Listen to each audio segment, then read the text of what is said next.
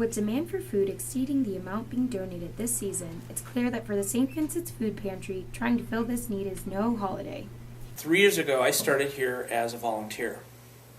At that time, we were processing about 9,000 people a month. And now we are processing anywhere from 25 to 28,000 a month.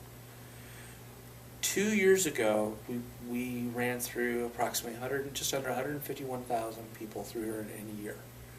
Last year we did 254,000 people, so it's a 60% increase. When I first started here, like I said, 3 years ago, we were doing about, in dailies, we were doing about 3,000 a month.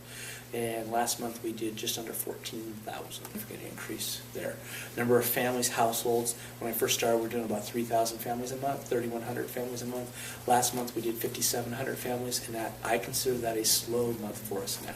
Even with the vast increase in people applying for food from St. Vincent's, not all hope is lost. People are trying to increase their giving to try to lessen the gap between donations and demand. Our actual donations of canned stuff is way up. With the volunteers now, holiday season is tough to have volunteers because people have a lot of stuff going on with family and friends and people out of school and they do trips. It's kind of like that in the middle of summer too.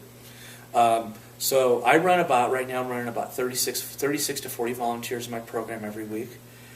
I only have 3 staff, myself, and I have 2 assistants, a warehouse supervisor in the front.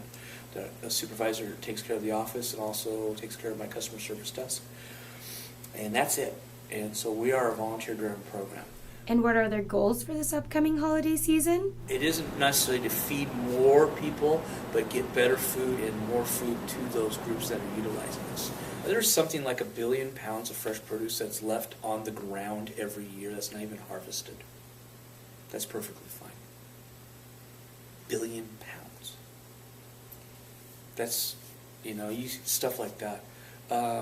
Yeah, the biggest thing is the produce. Cooksley left us with these last words of encouragement when entering in a season where some of us may not feel like we have much to give. Don't think that you're not doing enough. Somebody comes in and gives me 1 can of beans, or 1 can of corn, or a bag of hamburger buns.